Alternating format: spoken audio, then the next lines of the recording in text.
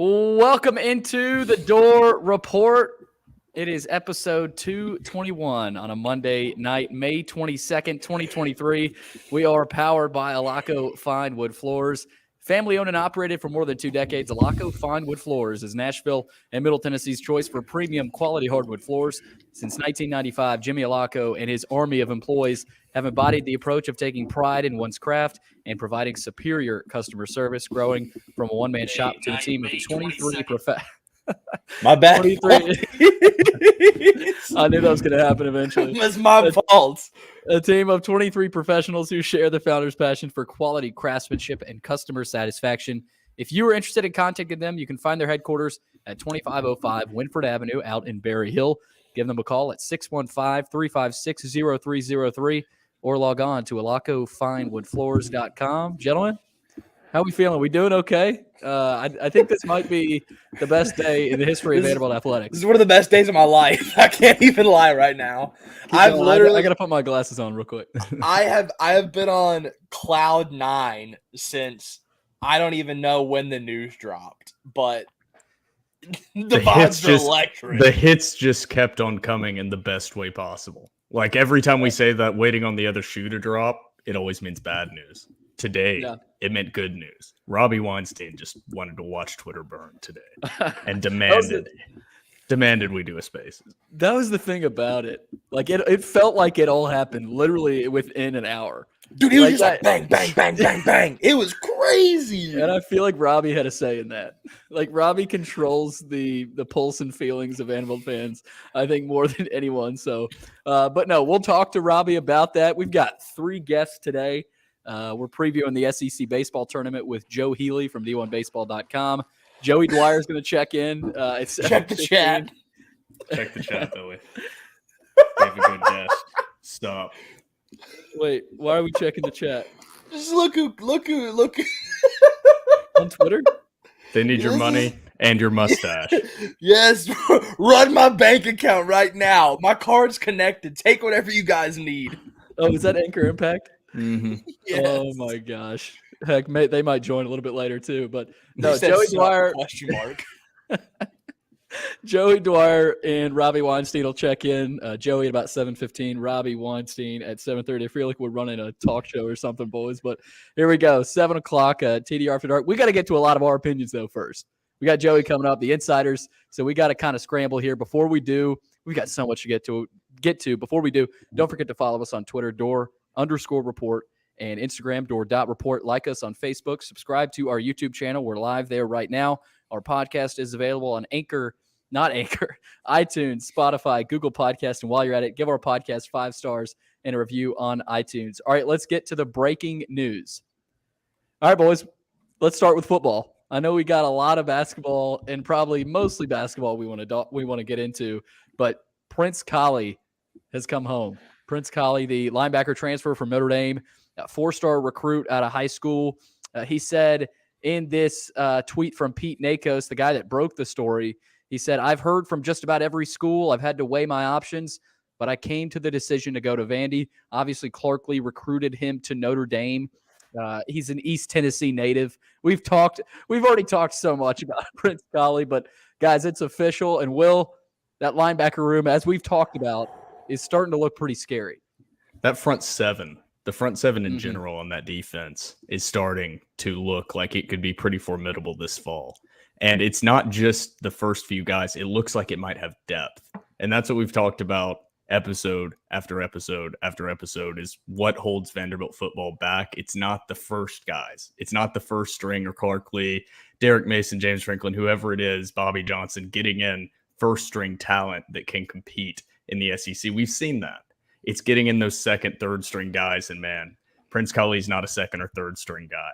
I mean, this is a stud coming over. Billy, I think you said it a couple episodes ago. He's not a replacement for Orji, but he's about as close as you can get to a replacement. And he's going to pair very well with CJ Taylor returning, Ethan Crisp.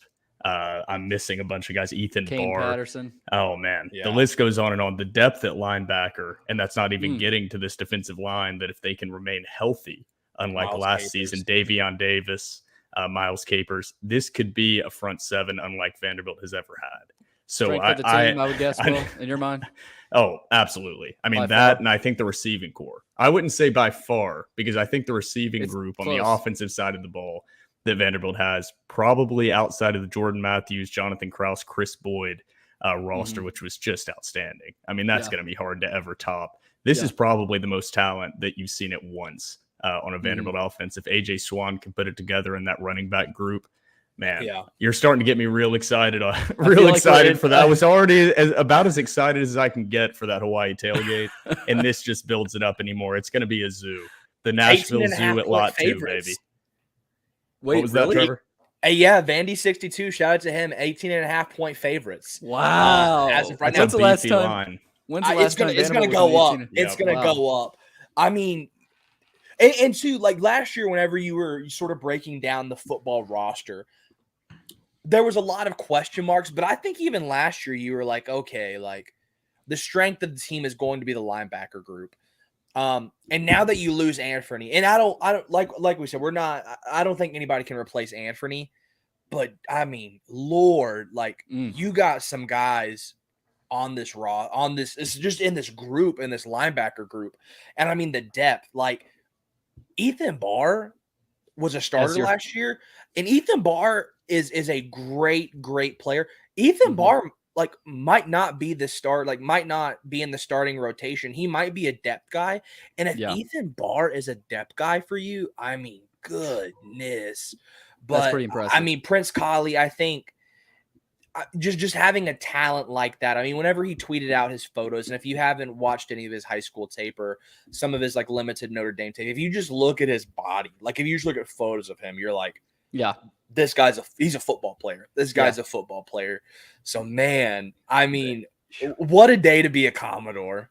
What a day. I just don't want to graze over, because we did hit on Prince Kollie last episode, because it felt like it was a done deal and just figuring out the scholarship situation at that point. But he was a top 100 player in the country, according to 24/7 Sports coming out of high school. So he was only a 3-star in whatever transfer portal rankings they have. But this was a 4 or 5-star guy coming out of high school. 5-star some services. This is not the kind of guy that typically ends up at Vanderbilt. So this is a different level of natural athleticism, talent, how they would grade out in scouts' eyes. So I'm not trying to dismiss like the other guys that were on this roster, but similar to kind of Kane Patterson. He was a 4-star coming out of high school as well. We'll see how it shapes out if he can remain healthy, which is what kind of held him back. But man, this linebacking core, dude, I just cannot get over how dominant it potentially could be. Yeah, and Kollie seems like best. He seems like a guy that just fits perfectly, right? I don't know that he's going to be, some sort of game wrecker, like an Anthony Orji, but he feels like he can be sort of, at least at the first half of the season, sort of an Anthony Orji light. Get used to the defense. He already knows the Clark-Lee defense. I mean, he doesn't have to, get used to really much. I'm sure there's slight differences between Notre Dame and Vanderbilt, how Clark-Lee coached, but I mean, guys, more than anything, it just feels like a perfect fit where he can walk in and perform, and really just, just get to work. HMD Sports Blog feels like a massive shift in football is happening if we get more dudes than positions to play them. Yep. Yeah. I mean, Will, you talked about you can never have too much depth in the SEC, especially on defense. Yeah. And that's always been the problem, right? Derrick Mason's defense. What year was that? I mean, the stud defense, was that the K-State year where Vanderbilt was as dominant as anybody?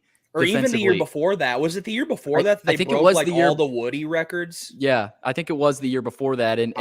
But, late in the season, they just weren't as effective because they didn't have that sort of second line of defense where you have that depth. And, if you can find a way to have some of that this year, all of a sudden, the defense, you don't have to worry about as much.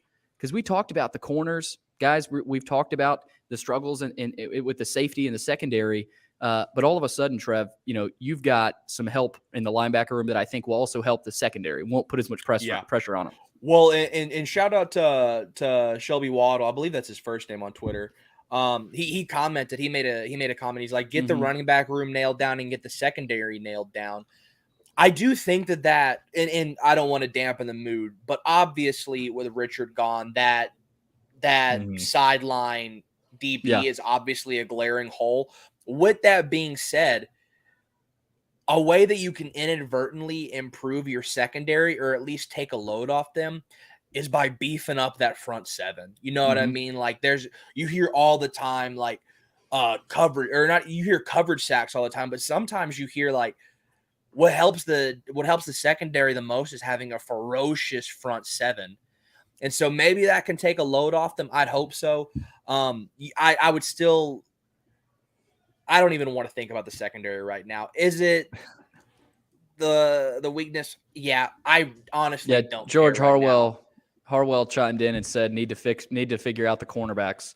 That's dude, plug Trudell Berry in there and let's ride. That's sort of my vibe right now. Put Trudell in there and let's ride. So Prince Kollie.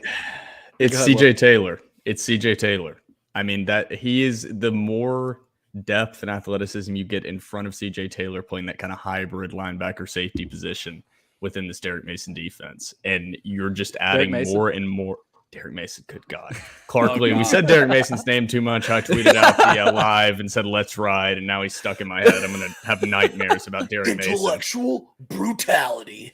Relentless, tough, and intelligent. RTI. That describes me. I have one of those shirts. I got it at the discount sale. I got a bunch of those shirts for $1 at the Vanderbilt clearance sale. Relentless, tough, and intelligent. Oh, we need to figure out. Let's just forget what I was even talking about, and let's just move on because I just made that mistake. So it obviously wasn't too important. Before we get back, I kind of want to hit on this a little bit. HMD, I thought he brought up a great point. This is the first time in a long time that even with Prince Kollie, you factor him in because he's obviously a huge factor, that you have a Vanderbilt football team that's got some dudes on it. You know what I'm saying? Like, there's always been some Vanderbilt teams to where, like, they don't have dudes. Like, they've got a couple guys who you're like, yeah, he can go play. Like, the Zach Cunningham years, like, wasn't a ton of NFL talent, but you're like, Zach Cunningham can play. The Chris Marv years, you're like, Chris Marv can play. Not an NFL talent, though, but you're like, he's a guy. Yeah. On this defense, man, you got guys who you're like, Vanderbilt football's got some boys on defense. You have Prince Kollie now, and he hasn't even suited up for Vanderbilt practice yet. You got Prince Kollie. You obviously know what you have with CJ Taylor. I think Darren Agu is going to take a big step forward. Altara, I always butcher his last name. He didn't even barely got any playing time last year. And last year's fall ball, they're like, this guy looks like an NFL tackle. So you got Miles Capers before he got injured. They were like, Miles Capers was the best player on defense by far. And so you got guys on this team that we haven't even really seen yet. And they're like, like these boys can play. Yeah. So, I mean, just on the defense, I mean, goodness. Yeah. I know we have guests. I know we have guests upcoming. I know we have guests coming up soon. I just have to say, Ray Davis in that backfield on this roster right now. I mean, you'd be looking at this entire roster outside of the secondary that we've hit on and saying this is about as set of a roster that you can possibly have with Vanderbilt football. That is still the most mind-boggling transfer decision that I've seen in the portal so far. And there have been a lot. I know it's money. I'm sure it was, but still, I mean, my God, I get it. I get it. It is what it is. He's a running back, graduate transfer, have to cash in when he can, but still, he could have been the key. It is. I'm with you, Will. That offense. I'm with you. It is still mind-boggling, to kind of think about that. But Coach Waddell on Twitter, stopping the run will help. Hard to get RPO'd when you can't do the R part, right? When you can't run the ball, right? Offensively. If Vanderbilt stops the run, you stop the run, you win, right? It's the old saying in football. You win the trenches, you win the ball game. I got to stop the run this year, boys. Trenches, you win the ball game. All right, we got to get to Joey Dwyer. We're talking a little Vandy basketball. Of course, we're going to sprinkle our opinions in. This is the first time we're getting to anything involving Vanderbilt basketball as we bring Joey Dwyer from VandySports.com into our airwaves on the Door Report. Joey, how's it going, my man? Good. How are you guys? Good to join you. Doing great. Joey, we haven't even gotten any basketball yet, and I want to start with not Tyrin Lawrence, but get this first prospect out of the way. Let me find his name. Tasos Kamateros from Athens, Greece, has landed at Vanderbilt, a 6'8", 240-pound forward who averaged 13 points and 6 rebounds last season for South Dakota. Joey, tell us about this guy. Yeah, it's a really nice get. And, of course, I start my summer job today, and Twitter just goes nuts in the 3 hours I'm gone. All summer, I'm twiddling my thumbs, doing nothing, and today Prince Kollie commits, Kamateros commits, and this is a big get for Vanderbilt. I don't know Welcome to summer. I think he's been out moving, but it's a nice depth pickup. It's a guy who can really shoot it, and I think that's what Vanderbilt was missing in terms of their 5 men. Dort and Lubin can't really shoot it. I think Lubin can shoot it a little bit better than Dort. Shot 11 threes at Notre Dame, though, and I'm sure he's capable of more than that based on what I saw on the circuit a few summers ago. But it's a nice gift for Vanderbilt. Adds a lot of things that they didn't have in the front court, and I think when you look at bigs like this who can step out and shoot it like that, having a guy like Ezra Magnon and having the other complementary pieces in that backcourt are really helpful. And I think also his passing ability is what stood out to me when I saw his tape. If you have guys like Evan Taylor and Colin Smith on the wing, and then some of those freshmen who can shoot it a little bit, like Jason Rivera Dores, that can be really helpful. I think one of the Mike Bray-isms I picked up on while covering Notre Dame was that you don't want your possessions to only end in the big's hands. You want to keep the ball moving, and I think he does a really nice job with that. I'm a little concerned about his defense and I think Lubin and Dort are a lot more capable athletically, and Lubin I think can get away with being 6'8" a little more at a Power 5 than the South Dakota transfer can. Long day. I can't for some reason can't remember the last day. There's been a few headlines. Yeah,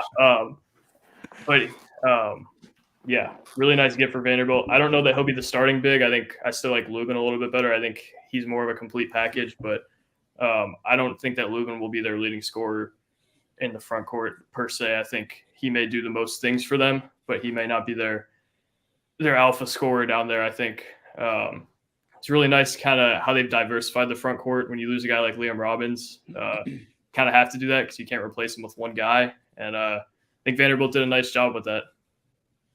All right, Joey, I'm going to send it over to Will and Trevor here in a second and get my stupid questions out of the way. But my fill in the blank here for me. Tyrin Lawrence coming back means blank for Vanderbilt basketball next season.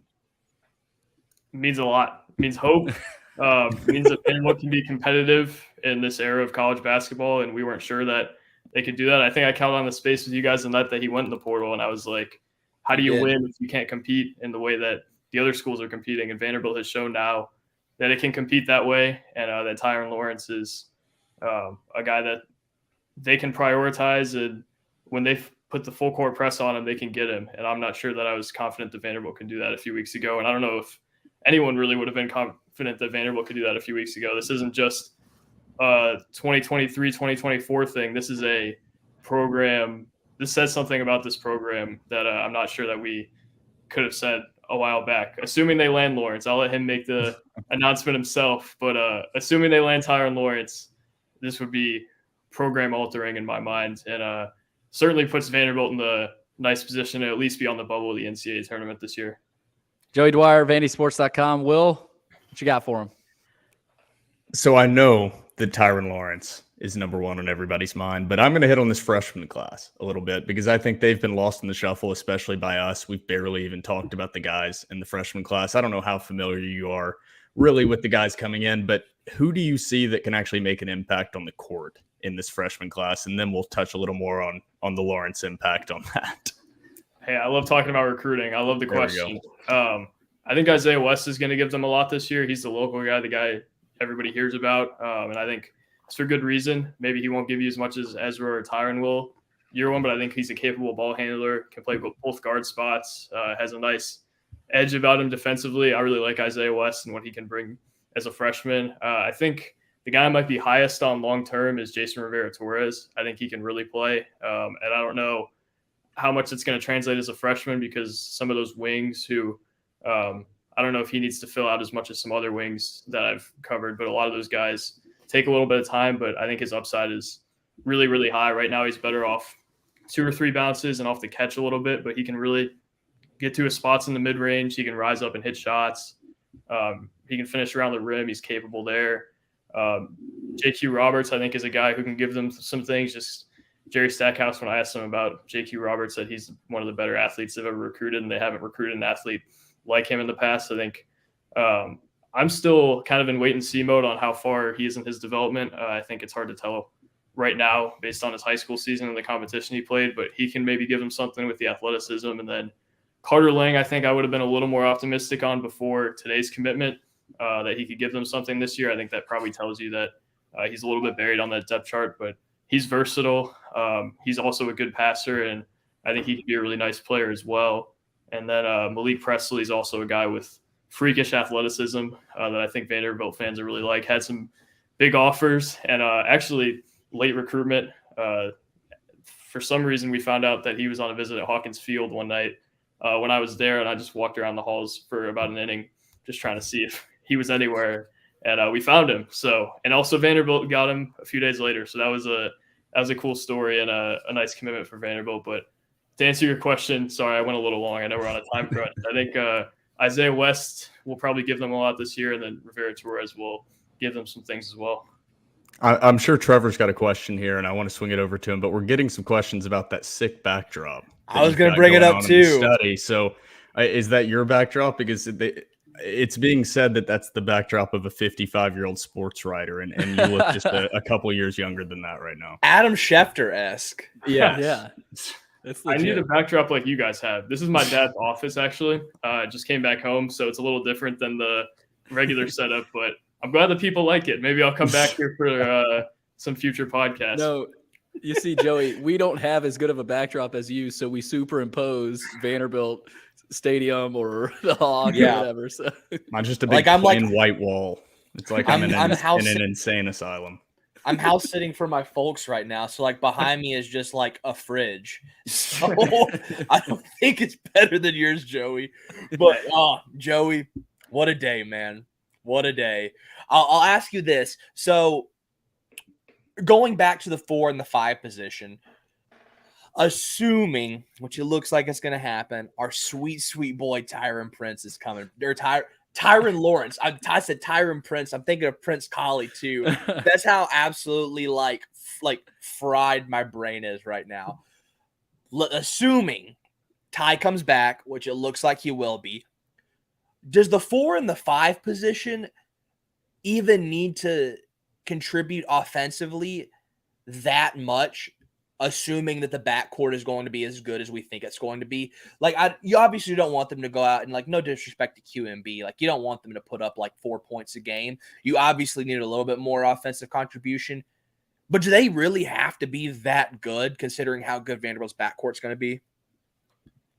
Yeah, I had this conversation on the board a while back, and I think it's a really valid one in this age of the sport because it's obviously a guard's game nowadays. I think what's most important in that front court nowadays is rebounding and shot blocking and what you can do defensively down there, and once in a while having a safety blanket to throw it down to in the post. I think the benefit for Vanderbilt is that backcourt, obviously, like you said. And originally I thought they were going to have a really hard time replacing Liam Robbins, and for good reason. That's a top 10, 15 big man in college basketball. There's not many Liam Robbins, but what I grew to realize, you probably don't need a Liam Robbins. You just need a guy who is capable. And I think Vanderbilt has 3 guys who can all give them somewhat different things. I think Van Allen Lubin's going to give them some good things just in terms of rebounding, and Lee Dort can obviously do a lot shot blocking wise, but Kamateros, I think, is going to give them some good things as well on the perimeter and passing wise. So they really have 3 guys who, I think Kamateros is a little different than the other 2. I think those 2 are a little more similar, and then Carter Lang is more similar to Kamateros. But there's a lot of good things that this front court does. I don't know that they do them as well, but to answer your question in a little bit of shorter form, no, I don't think you need as much offensively out of the front court as you otherwise would have if you hadn't got Tyrin Lawrence back. I know that wasn't the question. I'm just tired, so I'm rambling. But I'll ask you one more thing, and this might be the most obvious question in the world. Is this 4 and 5 position an upgrade over what Vanderbilt had towards the end of the season with QMB last year?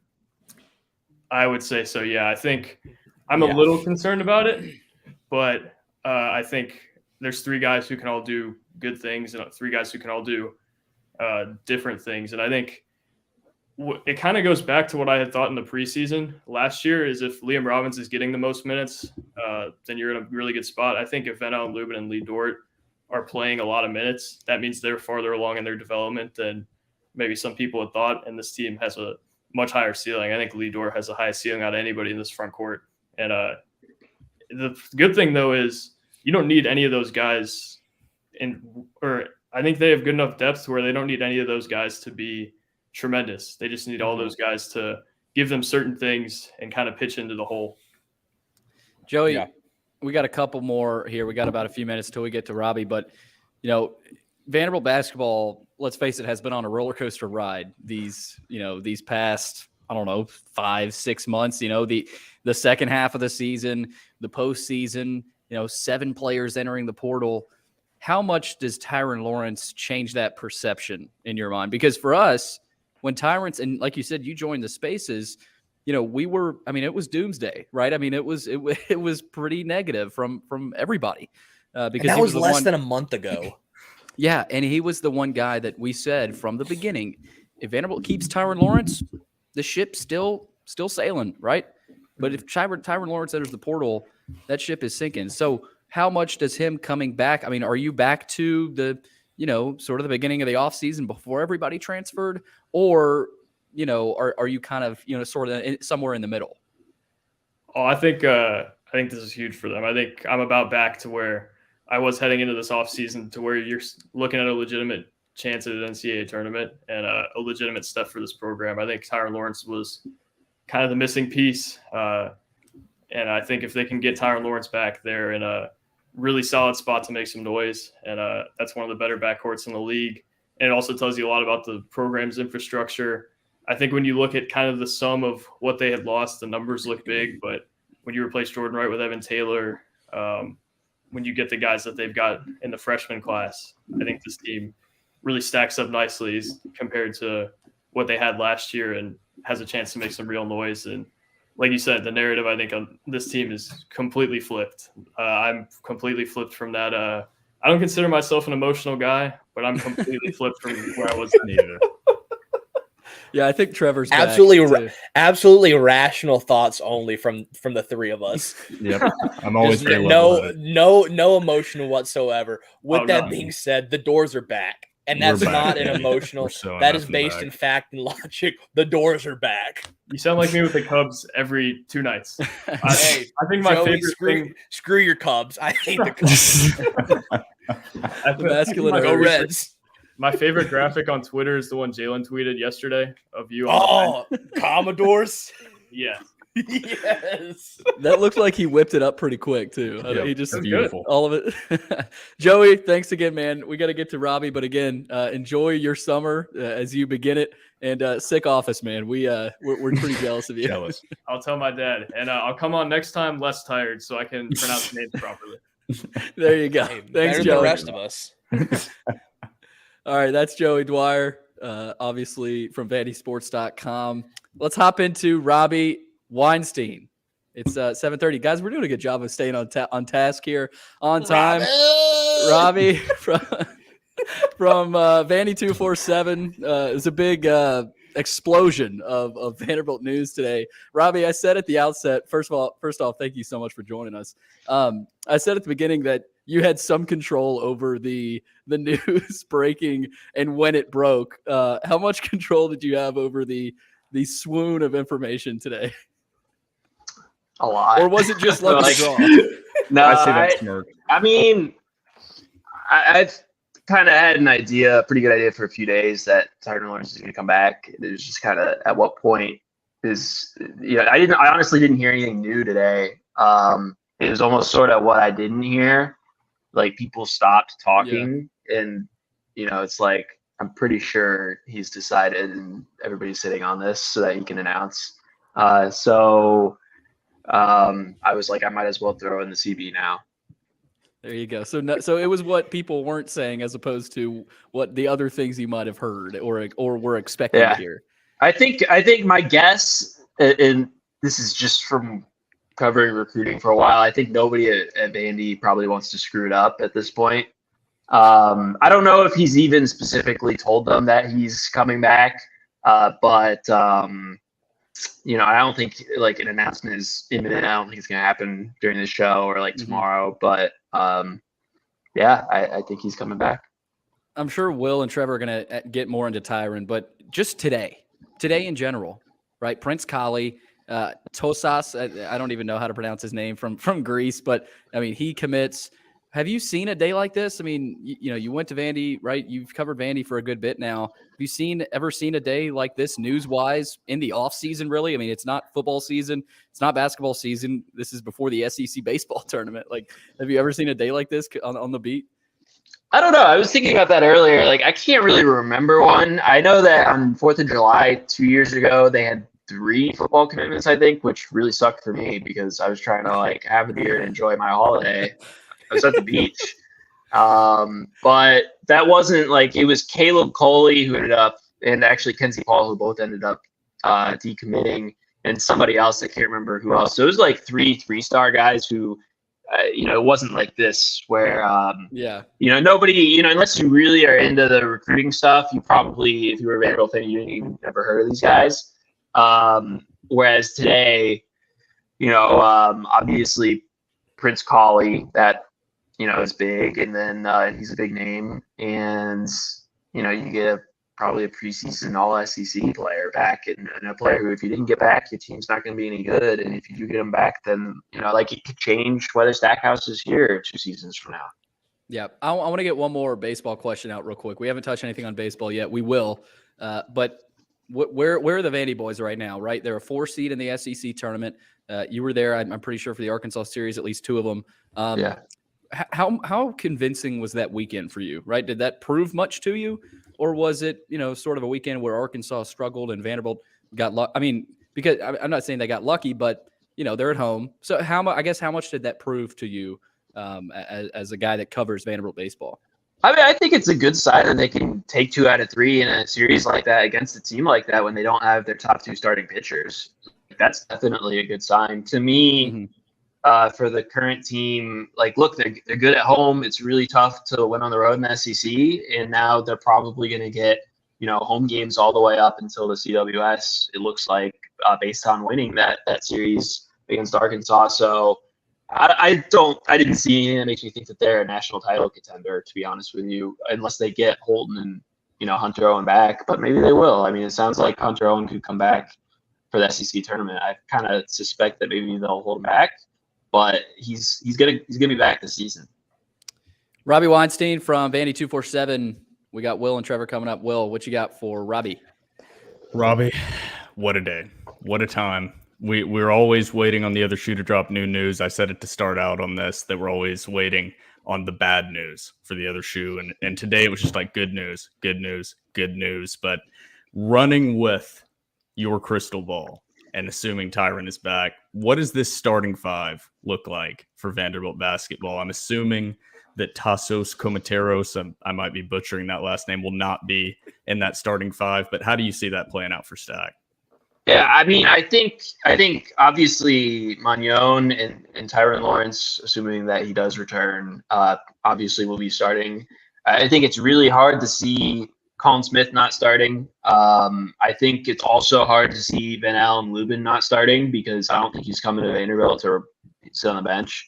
That doesn't guarantee anything. Like, I mean, if he doesn't play well in the preseason, then maybe he'll be on the bench. But so I've got those 4, and then I got Lee Dore starting at center. I mean, he's the only, big dude that they really have, like a true center. We'll see about Carter Lang, but Stackhouse, as we have found out over the last couple of years, doesn't really like to play freshmen if he has an alternative.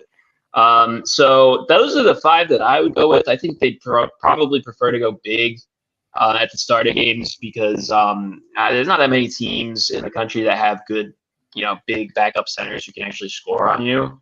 And so I would have them bringing Evan Taylor off the bench as well as Tasos Kamateros, but I definitely don't think Kamateros is going to start unless there's like injuries. He's more of a kind of help the bench unit not get killed type of guy who he can shoot and he can actually really pass really well out of the post. I think he's a very good pickup, especially this late, but he's a good pickup in like that 8th man role. I don't think he's going to be a starter. I mean, he's coming from a very low level of college basketball. Yeah, you kind of just hit on what I was going to be asking next, which is how big of a role do you see him having? And a lot of that, honestly, for me, I think it depends on if Lee Dort can stay out of foul trouble. Because you mentioned they have freshman Carter Lang, and then they have no one else really. That's I it, mean, yeah. Alan Lubin 6'7", 6'8" as well, a little more athletic. But I mean, in the rotation, eighth man, how many minutes do you realistically see him getting a game? Yeah, maybe like 16 to 18. I think he'll play. And I mean, I think, what you see with these transfers, most recently with Ezra Magnon is, look, Ezra Magnon's advanced stats, like in terms of, the plus minus type of stuff, got way better when he came from UC Davis to Vandy. I think as long as you're moving these guys into smaller roles, they can be good. Like if you're asking Kamateros or even, Taylor, like for instance, if you're asking Evan Taylor to be a double-digit scorer for you in the SEC, I don't think he's going to be good at that. But if you're asking him to be a spot-up guy who averages 7 to 9 points a game and shoots when he's open and that's about it and stretches the floor, I think he can be great at that. And so, sometimes you look at the stats of these guys coming in or you watch the tape and whether it impresses you or not, I think, Vandy is moving these guys into very clear roles. I feel like another thing here is that they have I think one thing that mattered to them is that they feel like these guys will accept those roles and that if Kamateros, for instance, gets passed by somebody who's younger than him and better during the season, then he will take it in a good way. Whereas I think, not to drag Miles Studi anymore, but I don't think he handled Colin Smith becoming better than him very well. And so he left. Yeah. That's just how much Colin Smith is. I think Studi had some great moments, but Colin Smith's a better player. And so, I think we'll. What I will be interested to see is how much like bringing in a couple grad transfers will help them in the non-conference play, while younger guys are maybe growing into roles a little bit, especially like Lubin, because I mean you can't lose to Grambling. Like you gotta win those games this season. Robbie, what a day. What a day. There's that smirk. People in the comments on Twitter like that Robbie smirk gets me every single time. Here. I have a couple questions for you, Robbie. First off, kind of a silly one, but whenever you loaded up the crystal ball on the board today and you were about to send out the tweet and about to make the post, was there a part of you that was like, oh yeah, this is about to get some clicks? Like this is like people are about to get a little crazy on the internet right now. I mean, that's why I waited a while, is because I didn't want to I want to be pretty damn sure, because what if, Texas or somebody comes in with just some massive crazy offer at the last second and it flips, then I look like an idiot, and maybe more than that. It's funny. I sent a screenshot of the back end of the website where you put in the crystal ball to somebody I know from Vanderbilt. This was a couple of days ago, I think. And I was like, should I do it? And they said, I think that was when Darian Ford committed to Arkansas State. Ford went nuclear. Yeah, I think that's when it was, when I was like, so I sent it to somebody who works at Vanderbilt. I was like, should I do it? And they said I was reading into the Darian Ford thing a little bit too much. For instance, I mean, I do think those things were connected, but before he signed with Arkansas State, they could have, approached him and said, all right, well, it turns out Tyrin Lawrence isn't coming, so why don't you, if you want to flip, we want you. So it wasn't exactly, cause and effect, but there was a correlation. I'll ask you, I got two questions. They kind of play into each other. I know you talked about it on the board a little bit, but just sort of give us a little bit more insight on, was there a point in this whole timeline to where, because I mean, you've been adamant about it. Every Vanderbilt fan and talking head has been like, whenever he first entered the portal, everybody's like, it's over. Like, he's not coming back. Like, we've seen this play out way too many times. Like, it's over. Like, put the baby to sleep. At what point in the timeline were you like, oh, like, this is kind of interesting. Like, they've maybe got something going here. Was it a couple weeks ago, or was it maybe 2-3 weeks ago? Or at what point were you like, this is unusual? I think it was more recent than that. It was maybe a week ago. There had been some rumors at that point, but I talked to some people and they were like, nah, I don't think that's right. I don't think he's coming back. And that was when Auburn that was before Auburn got out of there. So maybe it was like a little bit over a week ago. And despite, whatever, I don't even know exactly what was out there because I don't really read a lot, outside of 24/7. So like, I think like people were like not convinced by it. People who, are in the know and like had talked to Tyrin Lawrence and they didn't think he was coming back. And then it just seemed like Auburn, I guess their coaching staff was just like overconfident or something, but they thought they had him. And then at one point, it just like kept going. It just kept going and going and going. And he still hadn't committed. There's no reason you can't be at the G League Combine and commit. That's fine. There's no reason you can't do that. And then I think basically it just started to get out that it sounded like he either told Auburn no, or Auburn was, kind of a combination of that. I think initially Auburn was starting to get sick of it and wanting to move on and make sure they didn't get left with nobody. And things happened very quickly. I think he told them no and they moved on. And then at that point I was like, whoa, there's no other SEC teams in here. Like the buzz immediately was just going to stay in the SEC. At that point I was like, I don't think he's going to go to Texas Tech. But I was, I wanted to be careful because Texas Tech is known for having a lot of NIL money. As it turned out, I guess we'll see what happens. But that's about when things started to turn. I think it was like about a week ago, a little bit over, when Auburn started fading out of there.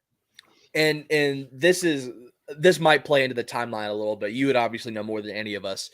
But whenever Tyrin said that he was entering the portal, we had a Spaces and then we had a podcast just absolutely hammering the collective. We're like, there's no way Vanderbilt is ever going to succeed in this sort of NCAA if you don't shell out money. Like if your boosters don't come to the table and slap $1 million on the table and be like, hey, do what you got to do.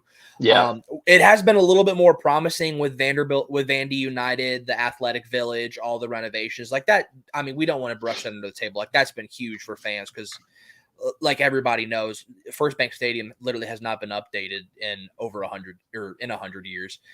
So how shocked were you, just as tapped in as you are, to be like, oh wow, like this collective they're not playing around. Like they're stepping up there with the big boys. And like you said, Texas Tech is known for having a very, very lucrative NIL collective.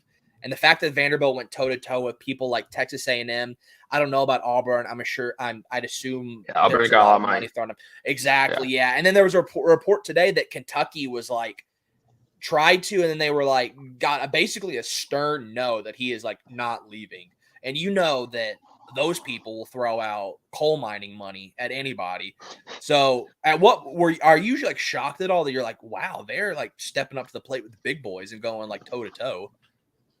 Yeah, like if you had told me that they can get to that point, I would buy that like at some point, in the future, in the next couple of years. Like I don't think the Anchor Impact Fund, I don't think there's they seem to be well run, and I don't think there's any like issues there. Whereas like the Anchor Collective, the initial one was kind of slow to get off the ground, and then actually kind of, I'm gonna break some news here. They ran out of money. So not shocking at all. Well, I think they satisfied the terms of their contracts. They just didn't have any more to get beyond that. So now there's only one collective. So they did not merged. Isn't that correct? Merge. Okay. Yeah, I was thinking the same sort of thing. Along with what Robbie was saying. Yeah. So the man with the scoops. Well, but so like I'm not surprised that they can get to that at some point. I did not think it would be this offseason. That's for sure. I mean, I had heard, like maybe 3 weeks ago, or maybe like a week after Tyrin Lawrence entered the portal. Like initially you heard LSU, Missouri, and then it started to be like, like Texas, Miami, Indiana. It's like these are the teams with all the money, and it's like. One person told me, he was like, I think he might get $750,000, which is crazy. I don't think, I tend to doubt. I think this was a situation where probably he got in the portal and like people offer, say that they'll give you this much money and then you get in the portal and they don't actually do it. So I think that was a factor. I don't know how much he's going to get from Vanderbilt. I heard that Texas Tech, like all of their scholarship players get $100,000 to $130,000. So, obviously Tyrin Lawrence isn't your average, regular scholarship player. He's, a star player in the SEC. So I don't know how much he's going to get, but it's going to be an amount where I'm like, I would not have thought that they'd be able to do that. Like my estimate, and this is really a rough estimate before this, was that maybe Vandy could do like 100 to 125, maybe. He's definitely going to get about that. I'm not sure of the range though. And so, I'm really surprised they're able to do that this offseason. It sounds like, an individual donor or two stepped up. You got to give Vanderbilt credit. They've been behind on a lot of stuff, but, they needed to get it done here or their basketball program was in big trouble and they did it. Yeah, it was do or die. I mean, that like Vanderbilt baseball this weekend, it was do or die, and it's incredible what Trevor said about how we were pretty negative. I mean, we were hammering the collective, like we were killing them. I mean, it was, and rightfully so. But all of a sudden, Robbie, as Trevor said, you see a shift within Vanderbilt athletics' NIL collective and their funds and everything. Right. I know it can just take one person. It can take a couple of people, but they contacted the right people and they made it happen. So I got one more here for you. I asked Joey a similar question about the roller coaster ride of Vanderbilt basketball and just first off, what has it been like to cover Vanderbilt basketball in the last 3 months or so? Right. The end of last season, the early off season with 7 guys entering the portal. And now you get all of a sudden Tyrin Lawrence potentially coming back. So just chronicle what it's been like covering this team. Can you ever get a read on them? Do you have a read on them right now about what might happen? What still could happen? I mean, there's just it's a never ending roller coaster. Yeah, it has been. I mean, I thought coming into the offseason, like I had heard that they were going to lose a lot of guys, and they did lose a lot of guys. But the most important one is coming back after they seem to have lost him. So I don't know. I mean, I thought that like going into the offseason, they had the potential foundation of an NCAA tournament team. Part of that probably would have involved Jordan Wright coming back, which didn't seem likely, but there was at least like a vague possibility. I think Evan Taylor could potentially, like, there's an outside chance that he could be, 80 or 90% of what Wright was, because I know, Wright didn't have his best season. But I think the more accurate comparison is that you're replacing him with like Malik Presley, like, probably a true freshman, basically. I don't think you need to take 5 true freshmen when you need to win now, but that's just kind of where they were at in terms of who was available. So, I mean, it's been up and down. Like, I've definitely, depending on what, has been happening with Lawrence or others, I've like sometimes they've looked like they could be pretty good next season. Sometimes it's looked like they're going to be a disaster. I think overall they did quite well, honestly, in the portal. And I mean, they're going to put themselves in a position where they're going to score a ton of points. And if they can get the defense figured out, then they'll have a shot, to make the NCAA tournament. We saw how they played without Liam Robbins at the end of the season. So I don't know that, it's going to be a huge loss to not have him, but I mean, they won some games without him anyway. I would be really curious, and so some of this is like, how much of it was stuff that Vandy did versus either good luck or things just happening to come together. I'd be really interested to find out if Ben Allen Lubin got any money, because that I think would tell some of the story. They were up against Miami there, and Miami is well known for that, but Miami didn't have a lot of playing time, and so and academics were an actual factor there. So I mean, I think regardless, like the results are the results, and the roster is going to be pretty solid. So. Gotta give Jerry Stackhouse a lot of credit for that, and now it's going to be up to him to make sure that they can play a little bit better in the non-conference. But it's the coach's main job in college basketball is to build that roster and make sure your personnel is good. And I think in really tough circumstances this offseason, he's done a very good job. You got to imagine Jeff Goodman's thoughts right now. I mean, about a month ago, I think it was. Buddies in hell. He put out the losers, winners and losers of the portal era or the portal this season, and he had Vanderbilt. Did they have Vanderbilt number 1? Like biggest? Probably. Loser? I mean, I think they were. Like, at that point, I think they were. Yeah, but all of a sudden, it'll be interesting. Maybe we should get Jeff Goodman on. Check out his reaction. But Robbie, thanks again, man. This is a pleasure, and good luck with your coverage this week for Vanderbilt baseball down in Hoover. Yeah, thanks for having me, guys. Robbie, I hate to keep you before you log off. I have to ask. One football question. I have to. Yeah, shoot. Prince Kollie obviously takes the last available scholarship. Is there anything that you can share? Does Vanderbilt have any sort of plans to address the secondary? That's been going on in the chat and on Twitter and on the boards, as you know. Or are they probably just going to roll out with one of the young guys? I don't know for sure. Honestly, like they're kind of running out of time. The only thing they could really do is move somebody off scholarship and use NIL to cover it. But I would have thought that they'd get, somebody in there by now if they were going to do it. So my educated guess would be they're probably set. Or kicker. Yeah, well, they're not going to go scholarship there, but maybe they should. Hey, don't sleep on Brock Taylor. Don't sleep on Brock Taylor. Yeah, no, I mean, we don't, you just don't know. He could be good. We don't know. There's still a lot to be. It's incredible. I feel like we're talking about the football team like it's a football season right now. But Robbie, thanks again, man. Take it easy. Thanks. Thanks, Robbie. That is Robbie Weinstein from Hashtag thanks, Robbie. Hashtag thanks, Robbie. I was trying to wait and make it like very, very appealing. Thanks, Robbie. Just like thanks for coming on, Robbie. All right, guys. I know we touched on a lot with Joey and Robbie, and again, thank you to both of them for taking the time. Hopefully, you guys got a little bit of insight out of them. Anything else? I know we got to get to baseball. We got a lot of baseball to get to. Anything else on Tyrin Lawrence, Prince Kollie, Tasos Kamateros? How do you pronounce that? I keep forgetting how to pronounce. I'm going to call him the Greek freak. Kamateros. Tasos Kamateros. Anything else, guys, real quick before we go to baseball? With basketball, this is and I don't know if we're ever going to lose this sort of dialogue. This is a tournament or bust season. Yep. If you haven't like figured that out, then this is a tournament or bust season. It was a tournament or bust season whenever all these guys were in the portal and you still didn't have Tyrin back. Now that Tyrin is back, there's no excuse.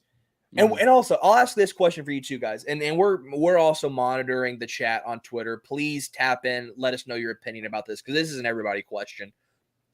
We're going to go ahead and assume Tyrin Lawrence is back. I mean, with the way the Anchor Impact Fund is tweeted, with what Robbie said, what Joey said, basically what literally everybody has confirmed, Tyrin Lawrence is a Vanderbilt Commodore. Go ahead, blood bank guarantee.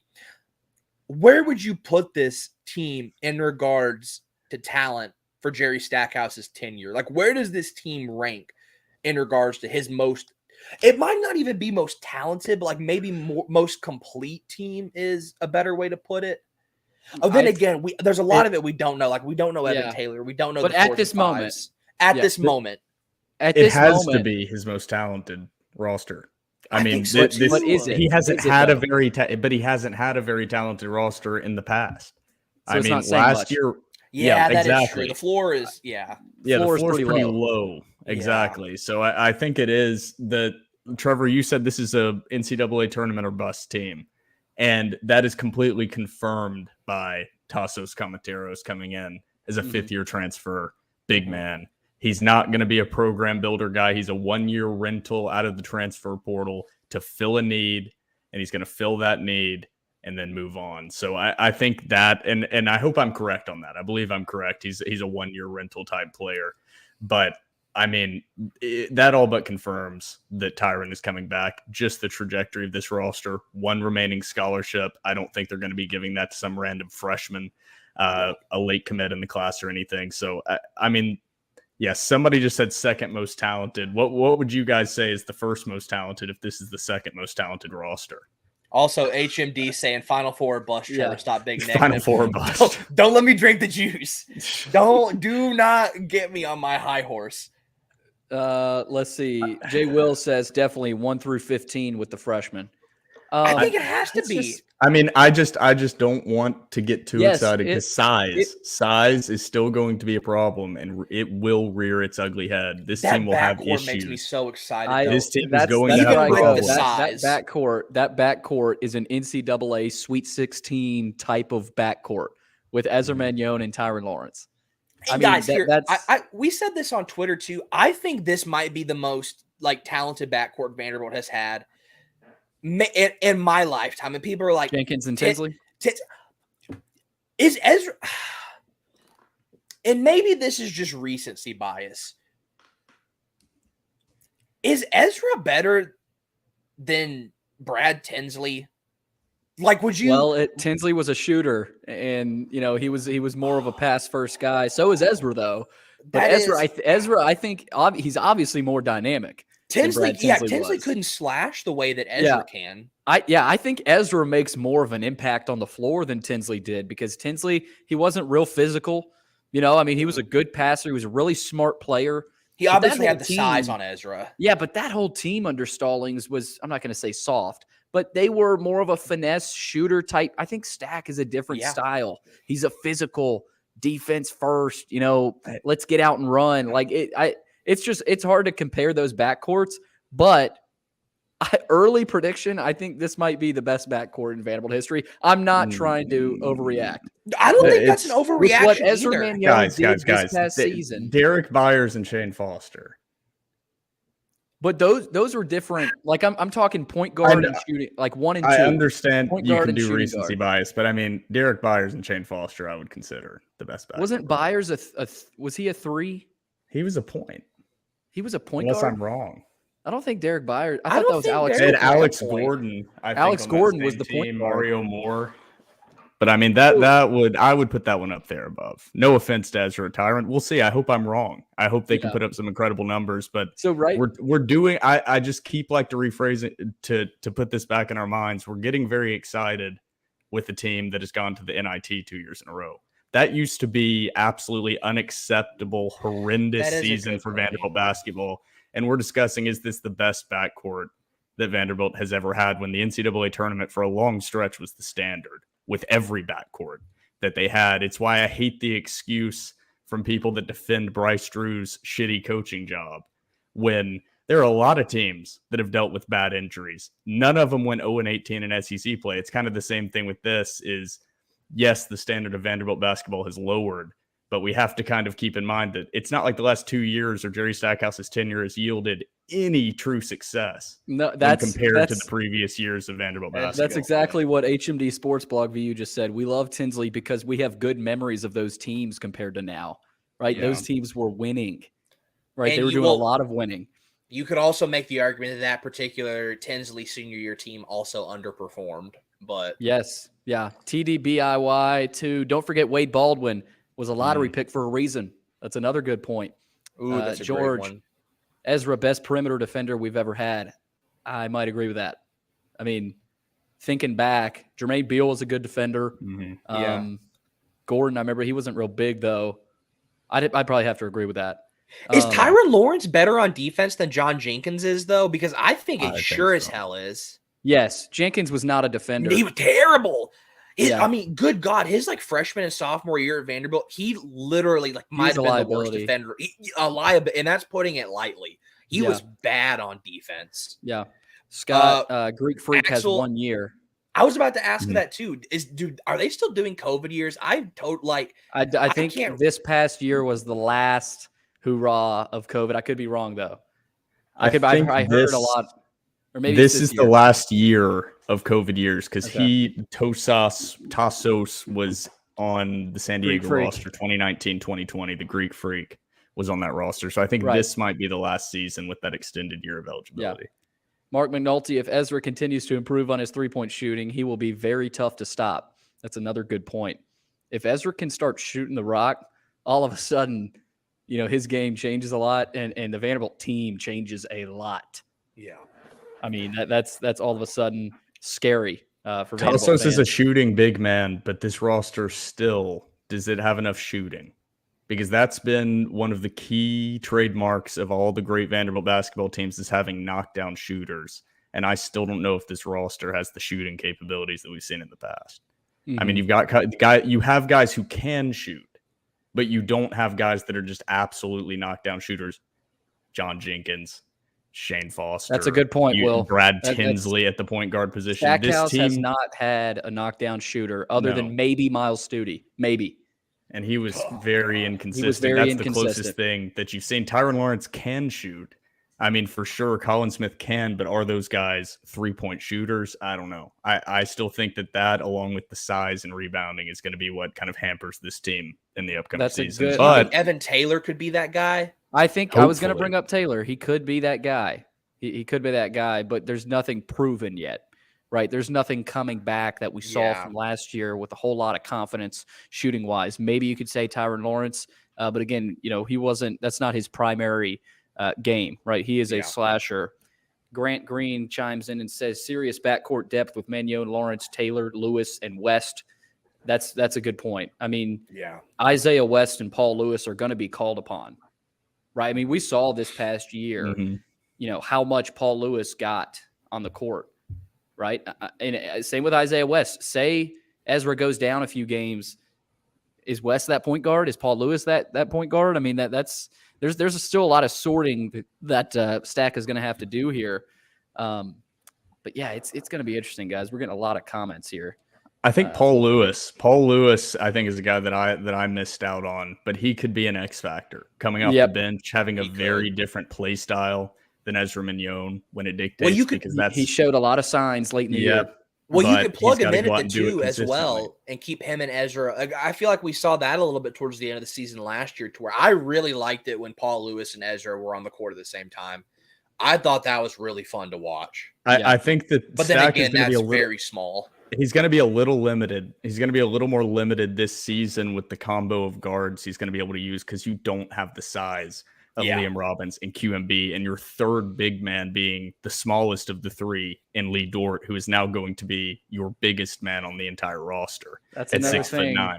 So I'm going to keep hitting on it. It's going to be annoying, but I promise when we are hitting the middle of SEC play during basketball season, we're going to be talking about the depth issues and size issues on this roster, because Lee Dort is going to get in foul trouble, and then your backup post is either a true freshman or a power forward.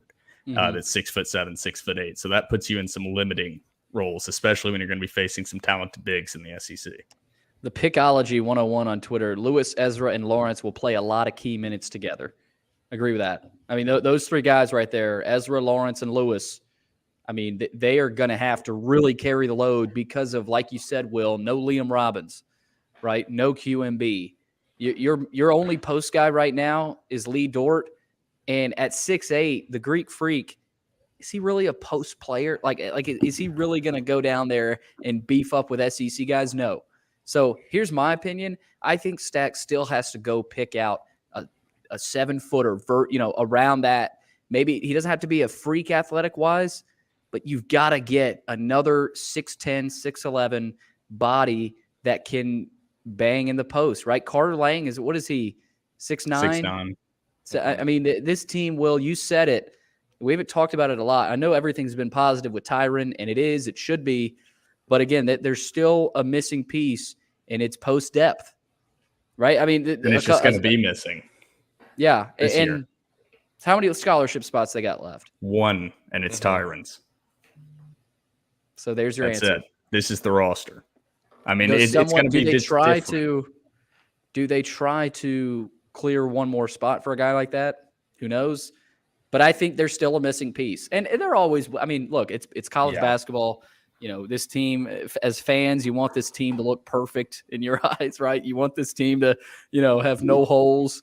But you're going into year 5 also of Jerry Stackhouse. So that's kind of where you go there. But all right, all the news done for Tyrin Lawrence.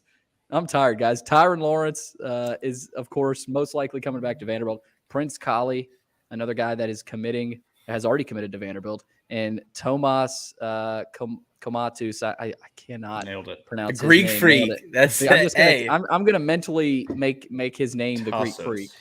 Also, before we get to baseball, I don't know why, but I do know about why, because we got a guy who's of Greece origin.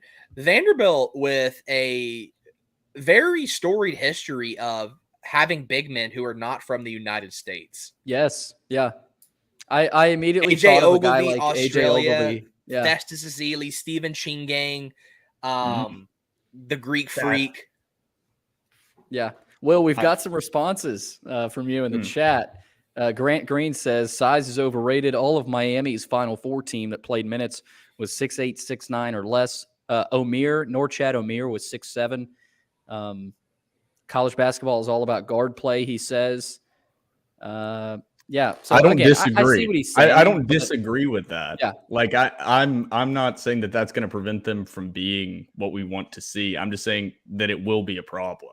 Yeah, I mean, and I think the biggest part is not that it's not just the size. If everybody else was like Lee Dort or built like Lee Dort with that playing style, and they had 3 guys with that playing style, I would not be saying this. But Tasos, the Greek freak, that is not his style. Go and watch his tape. He's the stereotypical European big man, stretch 5. He's going to do good things. He reminds me a little bit of Steve Chingang in that way. Steve Chingang was like 6'9", I think 6'8", 240, 245. But he's a pick and pop guy. He's not a pick and roll guy. So we're going to really, really be testing that Jerry Stackhouse being such a good X's and O's coach whenever he rolls out. I don't know what you're laughing at here. I think I know what he's laughing at. Heel J-Will. I miss those spaces with J-Will. I wish it was basketball season. Future Spaces idea from HMD Sports Blog. Just name off old random basketball players and talk about why you love them. James Siakam, baby. Rod Odom. Rod Odom. That's always one of the big randoms I like to throw out there. Kyle Fuller. Ooh, that was a good one. Wasn't he going to come out with a book on like the dark side of Vanderbilt? What? Does anybody remember that? No way. What are you talking Somebody about? in the chat, wasn't Kyle? It was Kyle Fuller was going to like write like a tell-all book about Vanderbilt. Somebody in the chat, please confirm. I'm 99% positive that was. I don't remember hearing anything about that. Ted Scoochis was another one. Ted Scoochis was my first love. Ted Scoochis. Billy McCaffrey, he was fun to watch. Shelby Moats. I was going to say Shelby Moats. I guess Lance Goldburn, all-time nice guy, by the way. That's a good one. There's so many for Vandy basketball. Like there are so many. But nonetheless, yeah, Goulbourne. Darshawn McClelland was another guy. You guys remember him? Oh, yes. Ooh. Nash says Willie Hutch Jones. Oh, gosh. Do y'all know who that is? The memories are flooding back. Dan Cage. Man. This could be a whole summer episode right now. HMD confirmed it. Yeah, he did some like, I'm not going to say it on pod, but like he like talked about doing some like really weird stuff. Yeah, he was going to write like a tell-all book. Wow. I'm going to dig into this. You've given me a rabbit hole to go down after this. We will have a spaces, maybe Joe Duffy, maybe before basketball season with going through, you didn't have to say Derrick Ross Storm. Neltner. That's the one. Ross Neltner. There you go. We got a lot of these. But all right, let's get to baseball. We need to have a spaces dedicated just to dissecting the Kyle Fuller tell-all book. Get him on the pod. I think some fans would be really interested in that, actually. Okay, baseball. It's crazy we haven't talked any baseball yet, and that was the biggest series win of the season. They knock off the number 2 team in the country, the Arkansas Razorbacks. I was there the first 2 nights, Thursday and Friday night. Thursday was miserable. Friday night was magical. I mean, Friday night was maybe the most fun I've ever had at Hawkins Field. No lie. I mean, I've been to postseason games, and that comeback was unbelievable. So Thursday lost 8-2. Allowed 6 unearned runs, another bad start for Patrick Riley. Friday, of course, they won that game. 8-run 8th inning, led by Troy LaNeves, 3-run bomb, 6-run comeback. That's the largest for Vandy since the 8-run comeback against Ole Miss in the SEC championship in 2019. Another nugget from Aria Gerson there. I think she said Vanderbilt put that out after Friday. And then Saturday, they sort of gritted their teeth and got it done. They won 7-6. Ryan Ginther, I thought, pitched really well. He went 4 innings, 5 strikeouts. David Horn, Nick Maldonado closed it out. So, Trevor, I know you weren't there this weekend, but being there Friday for me, you sort of watched that team. There wasn't any quit. I mean, up until the 8th inning, like from first inning to the 8th inning, I was like, this team, they look dead. I was looking into the dugout, like they just. It didn't look like there was any momentum, any hope, really. I mean, I'm was obviously overreacting, but again, it didn't feel like that 8-run 8th inning was possible, but it was, and I think that said a lot about this team. Yeah, I was not there this weekend. This was actually the first home series that I have not been at because I was so incredibly broken. Am I back? You can bet your bottom dollar I'm back. I do agree with Robbie, though, and we'll probably get into this, and then this will be another talking point for whenever regional start. I don't know if this is a College World Series team. It doesn't feel like it, but nonetheless, I don't want to take away from the good vibes of this weekend because I totally agree. This was the biggest series win all year, bar none. No questions about it. And that's and something that we've had that has really been a discussion as of late with this team, not particularly, but after that Tennessee series, it seems like they lost their juju, man. Like they lost their vibes. Like there was that one quote, I forget who said it, but like whenever they came out for game 2 against Tennessee, like they looked in Vanderbilt's dugout and they were like, yeah, they're dead in the water. Yeah. And so for Vanderbilt to get bludgeoned Thursday, and then continue to get bludgeoned on Friday and come back in the fashion that they did. Not with we would all love for it to have been RJ Schreck, Enrique Bradfield Jr., Maldo, guys to get back on track, but to have your guys come out of the dugout and Troy Leneve and have big games. Shout out to TJ McKenzie was getting some good bats in this weekend. To have guys like that step up in the way that they did and sort of take the load off this normal Vanderbilt starting 9, I mean, was huge. Mm-hmm. And to talk about the pitching whenever your 2 guys are hurt, to go out there and pitch it the way they did, which I hate to say pitch the way they did because it was actually kind of awful. It wasn't good. It was, but to have like the fortitude to just hold on, you know what I mean? Mm-hmm. Like even whenever it's just not going good, you're like, okay, just hold on. That was huge. This is a big momentum boost for this team. Going into Hoover, we'll talk about Hoover a little bit. Will they carry that momentum into Hoover? I don't know. I don't know if this team really cares about Hoover. I'm going to be totally honest. I don't care about Hoover. I'll be watching, but if Vanderbilt doesn't win a game, I'm going to be honest, I don't care. I just care about the regionals right now. I will say though, I think going into Hoover, I think it's a very good spot to let some guys go in and sort of not treat it like a scrimmage because it is postseason baseball and you want guys to have their best stuff this time of year, but to sort of have some guys like Patrick Riley maybe use this as a get back game for him. I think that could be huge. That's really the only upside that I see to Hoover. Maybe some of the guys in the lineup getting some good ABs and maybe just building up that confidence. But I don't really know if this team cares about winning an SEC tournament championship because I don't. But then again, I'm not on the team. But yeah, I mean, to say that this was the series of the year is an understatement. Yeah, well, I look at this series and think about the trust, Corbin's trust in a guy like Troy Leneve, TJ McKenzie. Those guys hadn't played really at all. And Leneve steps up and hits 2 home runs. TJ McKenzie hits a home run. Mm-hmm. I mean, Corbin, those decisions by Corbin, I mean, those were almost levels of magician. That was wizardry from Corbin.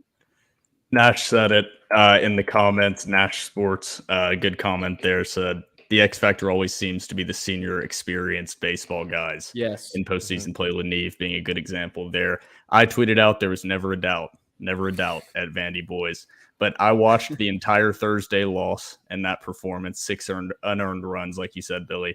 I watched the first 7 innings of Friday night's game and flipped it over to the Celtics game, who were up 10 at the point that I flipped it to the Boston Celtics game. Flipped it to the Celtics. Celtics fell apart and flipped it back, and Vanderbilt had scored and come back, scored 8 runs in an inning. And that was just the perfect example of mine. That's what you get for cheering for Grant Williams. You deserve it. They drafted Aaron Neesmith. That must have been the most bittersweet sports moment for you ever. It was just bitter. once you put on that Boston Celtics green, it was I can look past a lot. I like Grant Williams being a shithead for my team until he fired up Jimmy Butler and ruined the Celtics postseason chances because he decided to be a dickhead another level with the of Jimmy wrong guy. Butler that I didn't think was possible. But dude, I might just do a favor to this Vanderbilt baseball program and just stop watching because it's almost funny. Like I was like, it's over, flipped it over, missed every single exciting moment of the game. And flipped it back to just see it end and see them. What an incredible comeback from Vanderbilt. So I might just not watch any more baseball, and that'll be my gift to Vanderbilt athletics. No, we need the Celtics to somehow come back and get you back invested so that you, to an extent, don't care. You care about Vandy baseball, but you care about the Celtics more. So we need the Celtics to come back, Trev. Well, I watched over the Eastern Conference Finals, over the first half of that game. I watched the Vandy boys. I watched them do nothing. So you were locked in. I was locked in. And then I said, screw it. I'm just going to watch the Celtics. Forget it. They're not coming back. I looked at the dugout and the shots and said the same thing you did. There's no energy. It's not happening tonight. This is a waste of time. Can't believe I didn't watch the Celtics. And bada bing, bada boom. It's God looked down and he said, all right, Will's flipped it off. Time for the Vandy boys to get cooking. Time for them to start actually making contact with the damn baseball. That's the most Will Byrum thing I've ever heard in my life. Like that's Will's fandom at its best. Drinking Busch Light. Is it time for Mike Baxter to go? That was such an abrupt, but I've been thinking about it. You don't think so? I've never been a type of guy to say fire Mike Baxter. I mean, yeah, I think their approaches could be improved, but at what point is that on the player? Like, I mean, the player's in the box. Like, how much? It's like the Celtics thing. Point. It's like the Celtics thing, Will. Like, I get they're probably going to fire Uzola. What's his name? Mazzola, their head coach. So, if they lose this series, they're probably going to fire him, right? But how much blame does he really deserve? And Celtics fans probably think he deserves a lot of blame, just like Vandy fans with Baxter. But I've never been a guy to just hammer the coach when, maybe the approach is wrong. Right now, I do think Mike Baxter, like every coach, might have his weaknesses, but I've never been a fire Baxter type guy. I mean, look at this weekend, right? I know it was a long time coming this season. The last few weeks they did not look like they did this past weekend. But that's baseball. You do go on stretches like that. I mean, their schedule. We talked about how brutal the schedule was with Florida and in Alabama before. I mean, there aren't a lot of SEC teams that could get out of those two road games in a row unscathed. Like, I mean, it's just not easy. And they almost won the Alabama series. So I don't know. I've never been a fire Baxter guy. Now, again, I think this postseason will be huge for that. Like if they don't get to Omaha, and a lot of it is because of their approach at the plate, maybe I venture into that area, but I haven't seen it really cost them yet. I don't know. I could be disagreed with there. I know. If they did drop the Arkansas series and they weren't a top 8 seed because of the bats, how would that change your opinion? I would probably start to think a little bit because now we're just talking about hypotheticals, but yeah, this was just such a do or die series, and the fact that they did get it done, like they beat the number 2 team in the country. It's like this team, they have, Will, you say it all the time, that dog in them. Right, they've got that bounce back. They've got that fiber Tim Corbin likes to talk about. So, but again, you beat the number 2 team in the country without Holton and Owen. I mean, that's loud, right? This team's at 37-17. Not a perfect finish, obviously, in the season, but a solid finish. 19-11 in the SEC. Their RPI is at 8. Their strength of schedule is at 8. They've got a 20-13 quad 1 record. I don't see how this team doesn't host, a top 8 national seed. Trev, credit to guys like Leboke, Ginther, and Horn for stepping up. Yeah, in the pen back there. The David Horn game. Yeah, the David Horn game. Yeah, the David Horn past couple weeks. Again, we saw what he did against Louisville, and Corbin he compared him to Will Kleinert. What he was able to praise. do. Yeah, what he was able to do in the postseason. So. Again, I think this team deserves a national seed. Tim Corbin came out and said, we can't control the selection, but you finished top 4. I'm not lobbying, so to speak. Top 4 in this conference. You beat the number 1 team in this conference. You win 19 games. I mean, come on. That's a lot of baseball games to win inside the SEC. So Thomas I'll Schultz, go. Though. That's a bit. There are questions. Still.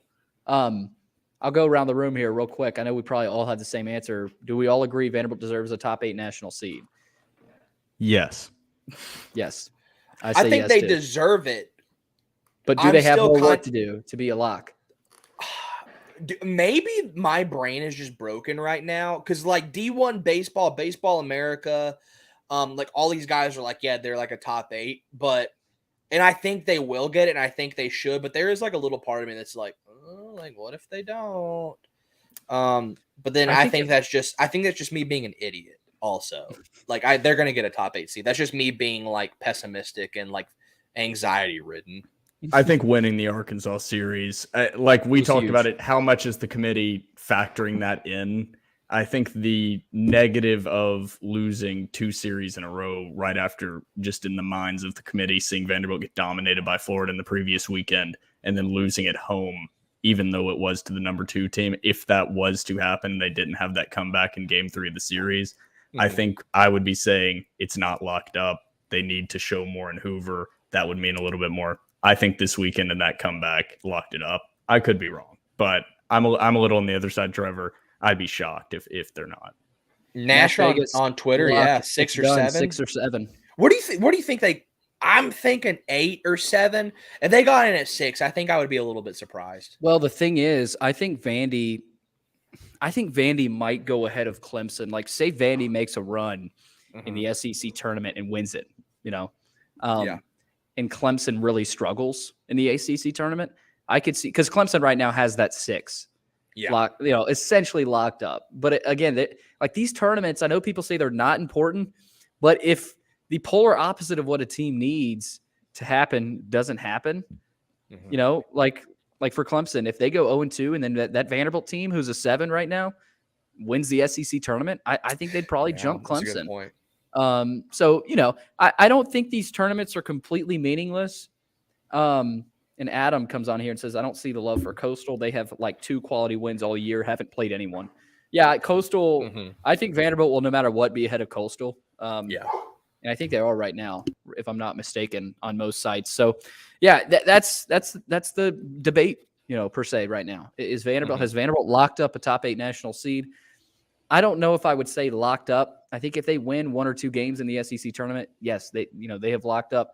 But they're you can be pretty sure, right? Corbin and the staff are probably like, yeah, we're fine. Like we'll most likely be a top 8 national seed. Injury report. Very important stuff here. Corbin said they are optimistic that Hunter Owen could return for the SEC tournament this week, but Carter Holton will not be available in Hoover. So no Carter Holton in Hoover. I think he's done for the season. I'm starting to lean that way as well. It just doesn't feel good. I think as people that watch Vanderbilt, every sport, every game, you get a feel sometimes. It doesn't feel good. He said, I don't think Holton will return anytime soon, at least not in the next week. And he said, of course, Owen, I talked about Owen, but I asked this to Joe Healy, who is coming up on the podcast version, not yet on YouTube. We will have that interview posted soon. But I asked this to Joe Healy. He does a great job covering SEC baseball for D1 baseball. And, I said, can Vanderbilt make it to Omaha without Carter Holton? Does Vanderbilt need Carter Holton to get to Omaha? In my gut, after the Arkansas series, maybe that was just a blip in the radar.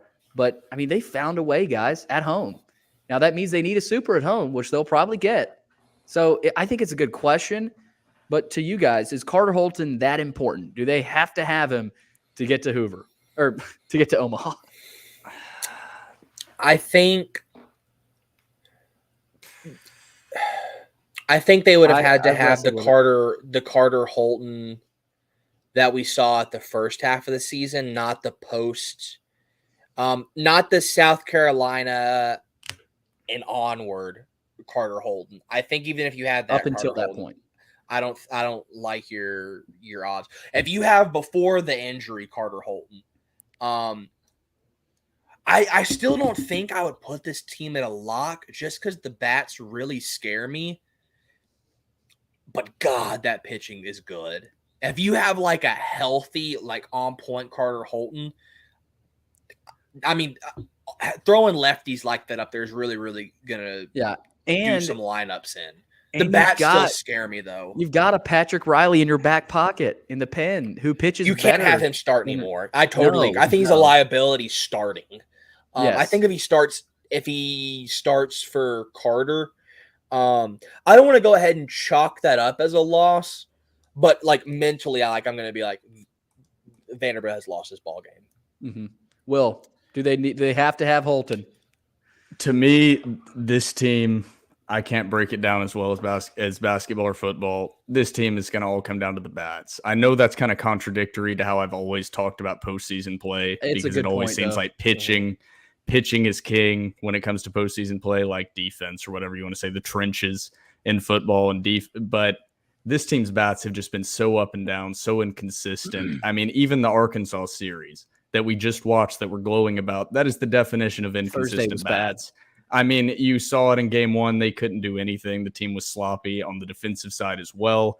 And then they have one good offensive inning in the second game. And then it's just the inconsistency. And in postseason play, we'll see how it works out. I don't think Carter Holton is the make or break, but obviously having a guy lefty to start that prevents Riley from having to take that starting role is going to be a benefit, because I think that's bigger than anything, is allowing Riley to for sure come out of the pen and alongside Maldonado and be kind of locked down strikeout guys out of the pen. I want to hit on what you just said, Will, about the bats, right? This is an offensive game now. Let's not kid ourselves. Mm-hmm. I mean, this is an offensive production era of college baseball, right? Everybody is just mashing the baseball. I don't know how many teams have hit over 100 home runs, but I think it's a decent – I mean, that's a lot, right? There's a lot of power bats. If Vanderbilt runs into a team, if a big power hitting team comes into Nashville, I don't like that matchup. I just don't, because at some point you can't keep up, right? Especially if they're getting runners on. So, Will, that's a great point about the bats. At some point, the bats just have to perform. Now, pitching is the other side of it, right? You can't have, if you're hitting, 5-6 home runs a game, you can't have, who's a bad pitcher. You can't have Thomas Schultz. No offense to Schultz or, I meant to say bad, like major league pitcher for a comparison. Oh, but Luis Cessa. But yeah, you can't send out little leaguers out there and still win, right? You have to have some pitching, right, to a degree. But I think Will's right. If they hit well, if they hit like they did against Arkansas and they get pitching that's just good enough, I think they can get to Omaha. I think they can. But another aspect of that is the defense. That the middle of that infield cannot play like they did on Thursday night. What was going on? Thank you. The middle of the infield is looking sloppy as hell. Like, they brushed it up. They brushed it up Saturday. They Sunday, did, I think. yeah. But Thursday, man, that's what scares me a little bit, right? Yeah. Or is their mind in it all the way defensively in a super regional, right? With an inexperienced RJ Austin, a guy like Jonathan Vastine who didn't play a ton last year. I think that'll be a key as well. Davis Diaz is locked down at third, but that middle infield, Gold Glove guy at third, yeah, that middle infield is so important. And you've seen Parker Noland, a few missed scoops at first where you could have an out there. Outs are so important as well. So, Trev, I know the defense wasn't great, but that's something that as a Vandy fan might scare me down the road. They did brush it up, but I totally agree. The middle infield is very, very suspect right now. And I don't want to keep harping on the poor guy, but talk about bad on defense. Jack Bolger, and maybe the most, the second or maybe the first most important defensive position in baseball. Him not gunning guys out, stealing, is going to equate to runs scored against Vanderbilt. That is, the more bases you steal and the more active you are on the base paths, the more likely you are to score runs, and runs win ball games. And if he can't throw guys out, and if he can't make these defensive plays, and also too, he's costing Vanderbilt pitchers strikes. I know that framing is such a huge part of baseball now. He just can't frame pitches well, and his way of framing is he'll frame it, but then he brings it in the middle, and even if it was glimpse the corner and should have been called a strike, him being so violent with the way he frames it makes the umpire think that didn't clip the corner. So not even with him gunning guys out at second or on third, but just the way he receives pitches, man, like that can cost you runs. That can cost you ball games. Yeah, the staff, I think, is in a little bit of a conundrum with the catcher spot. Like, Espinal is obviously better defensively, but Bolger has come up with big hits, right? Like, he came up with a huge hit. So I think they're going to keep the rotation going. You know, they've plugged Espinal in late in games defensively to lock down. I think that's a good, smart move. I think that's a great idea. So I like that a lot. The strategy, catching-wise, is going to be huge down the stretch. We're running out of time here, though, boys. Real quick on the SEC tournament. Man, this is going to be beefy. SEC tournament starts this week. It's one of my favorite events. I know you guys, I don't think y'all have ever been down there, but I'm headed down there Thursday. I'll be there Thursday and Friday. It's just such a great atmosphere. I mean, everybody down there loves college baseball, and it's not the end all be all. It's not really do or die, right? You're just watching good baseball.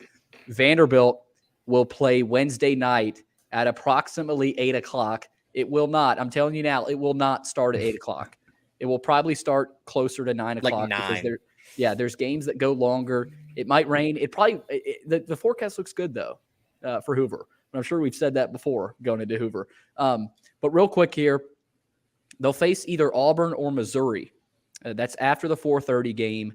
And with a win, they'll either face number 1 seed Florida, number 8 seed Kentucky, or number 9 seed Alabama. Trev, I'll start with you. I think that sets up well. I think one of y'all tweeted about this. Or maybe it was Robbie. I think Robbie came out and tweeted. He said, looking at the bracket, this sets up better for Vanderbilt than if they were at the top with LSU and Arkansas and Tennessee and teams like that. I totally agree. What do you think of the draw, Trev? And you know, with that Auburn-Missouri matchup, Missouri's going to be a desperate team. They're trying to fight for their tournament life. Auburn is a team that wants to host, and they're going to be fighting for wins. So no matter what, Vanderbilt's going to face a desperate team on Wednesday night. Yeah, I totally agree. I totally agree with Robbie, though. I think that even though Vanderbilt got absolutely killed by Florida, I think this is a very favorable draw for them. And, like, I don't think they could just, like, goof around and, like, make it to the championship because, like you said, they're going to have to face some desperate teams. And then if you do make it, you're probably going to get matched up with Florida, who had your number in the regular season. But I could see Vanderbilt making a deep run, like not playing their best ball. So Wednesday night, I think Wednesday night's a lock. Do we even know the pitching probables? No one knows. That's what I was wondering. I've been trying to figure it out, and I can't. I don't think it's going to be either Owen or Futrell. I don't think so either. My gut tells me either Riley or Leboke, because you saw Leboke pitch well in relief, but again, it was relief. It's so much harder to start. Maybe David Horn. Leboke starting interests me. Because my interest peaked. He's pitched well down the stretch, and that's a fly ball park. That ball's, that's a deep park. Yeah. Right. So maybe Leboke. But Will, what do you think of the draw? I know Trev likes it. I like it. It's better than the top.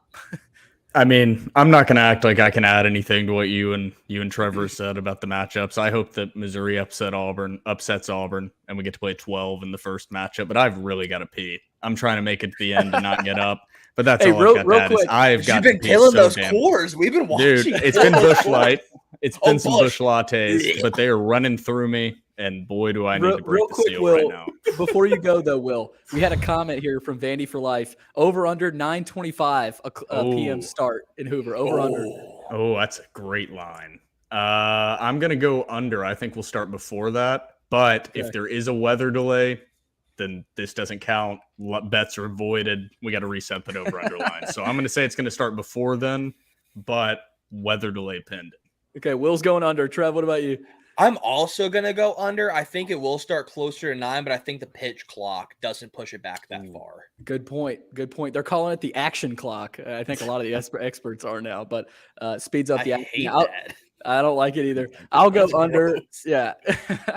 I'll go under. The game before them starts at 4:30. So the deepest it'll go is like 7:30. Will's heading out. We're heading out as well. Coming up on the podcast version is Joe Healy from D1 Baseball. You've got to listen to this. We talked a lot of Vandy, a lot of SEC tournament, and his pick to win the tournament, I think you'll like it.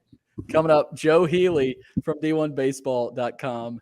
You've been listening to the first portion of the Door Report. Stay with us, though. We're so back. We're so back, boys and girls. The doors are back. So back. The doors are back. The masculine urge to say we're back right after saying it's over. In the midst of it's so over, my undefeated human spirit found within me, the unbreakable. We're so back, boys. Let's go. The doors are back. That'll send us into the interview portion. So long, everybody. Stay tuned.